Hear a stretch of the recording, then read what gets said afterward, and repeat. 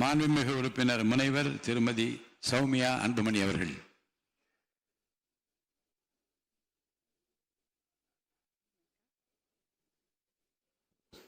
மாண்புமிகு பேரவைத் தலைவர் அவர்களே, மாண்புமிகு முதலமைச்சர் விஜய் அவர்கள் தலைமையிலான அரசின் மீது நம்பிக்கை கோரும் தீர்மானத்தின் மீதான விவாதத்தில் பங்கேற்று பேச வாய்ப்பளித்தமைக்காக தங்களுக்கு நன்றி தெரிவித்துக் கொள்கின்றேன். சமூக நீதி, ஜனநாயகம், சமத்துவம் என்பதுதான் பாட்டாளி மக்கள் கட்சியின் கொள்கையாகும். இந்த கொள்கை நோக்கங்களை எட்டுவதற்காகத்தான் பாட்டாளி மக்கள் கட்சி தொடர்ந்து பாடுபடுகிறது. போதையில்லாத தமிழ்நாடு, சமூக நீதி மற்றும் வளர்ச்சியில் சிறந்த புதியதோர் தமிழகம் படைப்போம் என்பதுதான் பாட்டாளி மக்கள் கட்சியின் நிலைப்பாடு ஆகும். பாட்டாளி மக்கள் கட்சியின் கொள்கைகளும் நோக்கங்களும் எப்போதும் தமிழ்நாட்டின் நலனை முன்னிறுத்துபவையாகும். தமிழ்நாட்டில் 69% இட ஒதுக்கீட்டை பாதுகாக்க சமூக நீதி கணக்கெடுப்பு எனப்படும் சாதிவாரி சர்வே நடத்த வேண்டும்.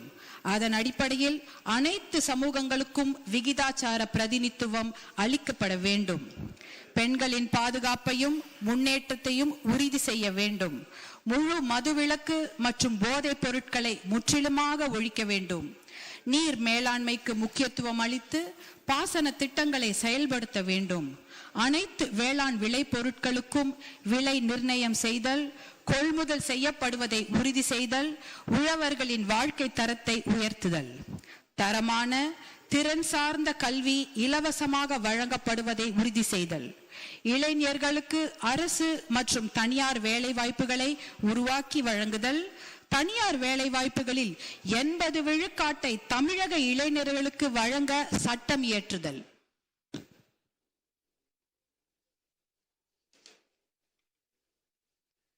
அனைவருக்கும் தரமான மருத்துவம் இலவசமாக வழங்கப்படுவதை உறுதி செய்தல், சுற்றுச்சூழலை பாதுகாத்தல், சதுப்பு நிலங்கள் ஆக்கிரமிக்கப்படுவதை தடுத்து நிறுத்துதல், மணல், கிரனைட், கருங்கல் உள்ளிட்ட கனிம வளங்கள் கொள்ளை அடிக்கப்படுவதை தடுத்தல், தமிழ் மொழி வளர்ச்சி, கலாச்சாரம் ஆகியவற்றை பாதுகாத்தல் ஆகியவைதான் பாட்டாளி மக்கள் கட்சியின் நோக்கங்கள் ஆகும். மாண்புமிகு முதலமைச்சர் அவர்கள் தலைமையிலான ஆளுங்கட்சியும் சட்டப்பேரவை தேர்தலுக்கு முன்பாக வெளியிட்ட தேர்தல் அறிக்கையில் பாட்டாளி மக்கள் கட்சியின் கொள்கைகள், நோக்கங்கள் ஆகியவற்றுக்கு ஒத்துப்போகும் வகையில்தான் வாக்குறுதிகளை வழங்கியது. குறிப்பாக அனைத்து சமூகங்களுக்கும் விகிதாச்சார பிரதிநிதித்துவம் வழங்க சாதிவாரி சர்வே நடத்தப்படும், மகளிர் பாதுகாப்பை உறுதி செய்ய நடவடிக்கை, மது வணிகத்தை கட்டுப்படுத்த நடவடிக்கை, வேளாண் விளை பொருட்களுக்கு நியாயமான கொள்முதல் விலை, அரசு மற்றும் தனியார் வேலை வாய்ப்புகளை அதிகரித்தல், தனியார் துறை வேலை வாய்ப்பில் உள்ளூர் இளைஞர்களுக்கு 75% ஒதுக்கீடு வழங்கும் நிறுவனங்களுக்கு 2.5% GST மானியம், 5% மின்சார மானியம் வழங்கப்படும், நதிகள் இணைப்பு உள்ளிட்ட பாசன திட்டங்கள் செயல்படுத்தப்படும், சுற்றுச்சூழலை பாதுகாக்கவும் மணல் கொள்ளையை தடுக்கவும் நடவடிக்கை எடுக்கப்படும் என்று தமிழகத்தின் ஆளுங்கட்சியும் வாக்குறுதிகளை அளித்திருக்கிறது.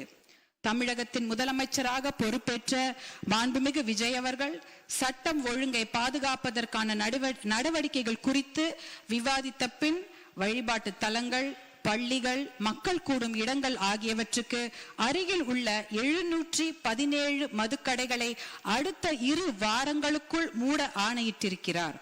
அந்த நடவடிக்கையை பாட்டாளி மக்கள் கட்சி வரவேற்கிறது, பாராட்டுகிறது.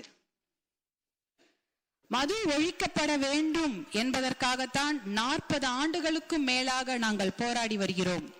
உச்ச நீதிமன்றம் வரை சென்று சட்ட போராட்டம் நடத்தி தேசிய அளவில் 90,000 மதுக்கடைகளையும் 90,000 வைன் ஷாப்ஸ், தமிழ்நாட்டில் 3,321 மதுக்கடைகளையும் மூடியது பாட்டாளி மக்கள் கட்சி தான். தமிழ்நாட்டில் முழுமையான மதுவிலக்கையும் போதைப் பொருள் ஒழிப்பையும் மேற்கொள்ள அரசு நடவடிக்கை எடுத்தால் அதை பாட்டாளி மக்கள் கட்சி வரவேற்கும். மாண்புமிகு பேரவைத் தலைவர் அவர்களே, எனக்கு ஒரு ஆசை. என்னுடைய பேர குழந்தைகள் வளர்ந்து வரும்பொழுது போதை இல்லாத, மது பழக்கம் இல்லாத தமிழகம் உருவாகி இருக்க வேண்டும். அது என்னோட ஆசை மட்டுமல்ல, தமிழ்நாட்டில் இருக்கக்கூடிய அத்தனை பெண்களுடைய ஆசையும் அதுதான். போதை பழக்கமும் மது பழக்கமும் நம் இளைஞர்களை சீரழித்து கொண்டிருக்கிறது. நம்ம குழந்தைங்க வளரும் போது எப்படி வருவாங்களோ, ஒழுக்கமாக இருப்பார்களா என்பதே இன்று சந்தேகத்திற்குரிய ஒரு நிலைமையில தான் நம்மளுடைய தமிழகம் தள்ளாடி கொண்டிருக்கிறது. இது என்னுடைய ஆசை மட்டுமில்ல, எல்லாருடைய தாய்மார்களுடைய ஆசையும் அதுதான். அதற்கு முதற்கட்டமாக நேற்று நம்முடைய மாண்புமிகு முதலமைச்சர் அவர்கள் 717 மதுக்கடைகளை மூடப்படுவதாக அறிவித்திருக்கிறார். அதை நாங்க மனமார்ந்து பாராட்டுகிறோம், வரவேற்கிறோம், அதற்கு நன்றிகளை தெரிவித்துக் கொள்கின்றோம். ஏன்னா நான் இந்த நேரத்தில் என் மீது அன்பு வைத்து பாசம் வைத்து என்னை இந்த சட்டப்பேரவைக்கு தேர்ந்தெடுத்த தர்மபுரி தொகுதி மக்களுக்கு என்னுடைய கோடானு கோடி நன்றிகளை இந்த நேரத்தில் தெரிவித்துக் கொள்கின்றேன். ஏனென்றால் தர்மபுரி மாவட்டத்தில் தான் மது பழக்கம் என்பது அதிகமாகவும் மது வணிகம் என்பது அதிகமாகவும் இருக்கிறது. பர் கேபிட்டா கன்சம்ஷன் என்பது தர்மபுரி மாவட்டத்தில் அதிகமாக உள்ளது. Per capita consumption of alcohol, அதாவது மது பழக்கம், தனி மனிதருடைய மது பழக்கம் அதிகமாக இருக்கும் மாவட்டம் எது என்றால் அது தர்மபுரி மாவட்டம். அப்படிப்பட்ட அந்த நிலையில் முதற்கட்டமாக நீங்கள் 717 மதுக்கடைகளை மூட உத்தரவிட்டிருப்பது அது மிகப்பெரிய ஒரு விஷயம். அது பெண்கள் எல்லாரும் அனைவரும் வரவேற்கிறார்கள். என்னுடைய தர்மபுரி தொகுதியில பேருந்து நிலையத்துக்கு அருகில் ஒரு 3 டாஸ்மாக் கடைகளை நேற்று மூடி இருக்கிறார்கள். இதற்கு எங்களுடைய பாராட்டுதல்களை நாங்கள் கண்டிப்பாக தெரிவித்துக் கொள்கின்றோம். அதே போல ஒரு மதுக்கடையை மூடுனா அதற்கு பக்கத்துல ஒரு 4-5 சந்து கடைகளை திறந்து விடுகிறார்கள். அது தமிழகம் முழுக்க இருக்கிறது. தர்மபுரி மாவட்டத்துல அதை நாங்க கண்கூடாக பார்த்திருக்கின்றேன். நாங்கெல்லாம் வெறுத்து போயிருக்கிறோம். ஒரு கடையை மூடுனா பக்கத்துல 4 சந்து கடைகள் திறக்கப்படுகிறது.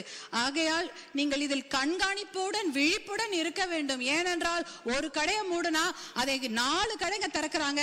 அதை கண்டிப்பாக தடுத்து நிறுத்த வேண்டும். அப்படி இருந்தால்தான் நம்மளுடைய தமிழக இளைஞர்களை காப்பாற்ற முடியும். தமிழ் பெண்களையும் தமிழ் சமுதாயத்தையும் நாம் காப்பாற்ற வேண்டும்.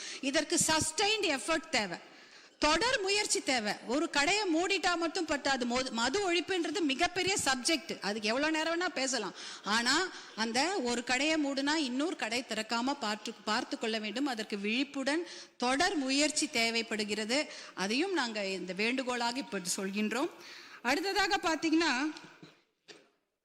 என்னை போன்ற பெண்கள் படிப்பதற்கும் கல்லூரிக்கு போவதற்கும் வேலைக்கு போவதற்கும் இது போல சட்டமன்றத்தில் பேசுவதற்கும் ஏன் ஓட்டுரிமை பெறுவதற்கு கூட எத்தனை நூற்றாண்டுகள் ஆகிவிட்டது. எத்தனையோ நூற்றாண்டுகள் அந்த மாதிரி பெண்கள் வெளியே வர முடியாத ஒரு நிலைமை. ஆனா இன்னைக்கு அதையெல்லாம் மீறி பெண்கள் வந்து சாதித்திருக்கிறார்கள். படிக்கிறாங்க, கல்லூரிக்கு போறாங்க, வேலைக்கு போறாங்க. இப்படி மாமன்றத்தில் வந்து பேசக்கூடிய அத்தனை விஷயங்களும் நடந்து கொண்டிருக்கிறது. ஆனால் இந்த போதை பழக்கம் மது பழக்கம் இருக்கும் போது எந்த பெண்களுக்கும் பாதுகாப்பில்லாத ஒரு நிலைமை. டாஸ்மாக் கடையை தாண்டும் போது ஒரு பெண்ணும் தலை குனிந்துதான் போவாங்க. ஏன் தெரியுங்களா? அந்த பக்கத்துல தலை நிமிர்ந்து பார்த்தா யாராவது ஐ கான்டாக்ட் வந்துருச்சுன்னா என்ன மாதிரி விமர்சனங்களை தாங்க வேண்டுமோ, எப்படி கேலி பண்ணுவாங்களோ, யாராவது தப்பா சொல்லுவாங்களோ பேசுவாங்களோன்னு பயந்து கொண்டு தலை குனிந்து போய் கொண்டிருப்பார்கள். இந்த பக்கம் அந்த பக்கம் பார்க்கவே மாட்டாங்க, அப்படியே போவாங்க. ஏன் இந்த நிலைமை? ஒரு வீட்டுல இருந்து வெளியில வரத்துக்கே எங்களுக்கு இவ்வளவு நாள் ஆச்சு. திருப்பி எங்களை கொண்டு போய் வீட்டிலே உட்கார வைக்கிற அந்த நிலைமையை கொண்டு வந்தது இந்த போதை பழக்கம் தான், மது பழக்கம் தான். இந்த கற்காலத்துக்கே எங்களை கூட்டிக் கொண்டு போய் விடுவார்களோ என்ற பயம். ஏனென்றால் இன்றைக்கு பெண்கள் பாதுகாப்பு மிகப்பெரிய கேள்விக்குறியாக இருக்கிறது. வெளியில படிக்கிறதுக்கு அனுப்புறதுக்கு பயம், ஹாஸ்டலுக்கு அனுப்புறதுக்கு பயம், வேலைக்கு வெளியூருக்கு அனுப்புறதுக்கு பயம். வேலைக்கு போன பொண்ணு பத்திரமா பேருந்துல இருந்து வீட்டுக்கு வருவாங்களா, இல்ல தொடர்வண்டி நிலையத்துல ஏதாவது நடக்குமா, பத்திரமா இரவு வீடு வந்து சேருவார்களா, இப்படி எதற்கு எடுத்தாலும் பயம் பயம் பயம்தான். ஏன்னா அந்த அளவுக்கு போதை பழக்கம் மது பழக்கம் இதனால் பெண்கள் பாதுகாப்பு மிகப்பெரிய அச்சுறுத்தலுக்கு ஆளாகி இருக்கிறது.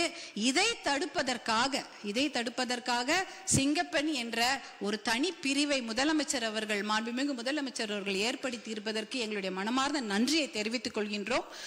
அதே சமயம் ஒரு ஆக்கப்பூர்வமான ஒரு சஜஷன் தான். இந்த துறையை தனியாக ஏற்படுத்தி அதற்கு ஒரு டிஜிபி அவர்களை போட்டு நீங்க அவர் கீழே ஒரு பெரிய குழுவை அமைத்தீர்கள் என்றால் அது விமன் சேஃப்டிக்கு மட்டுமல்ல, விமன் எம்பவர்மெண்ட்டுக்கும் ஒரு மிகப்பெரிய ஒரு நடவடிக்கையாக அமையும் என்பதை இந்த நேரத்தில் நான் உங்களுக்கு வேண்டுகோளாக வைக்க விரும்புகின்றேன். பாட்டி வீட்டுக்கு பத்திரமா போயிட்டு வரணும் குழந்தைங்க.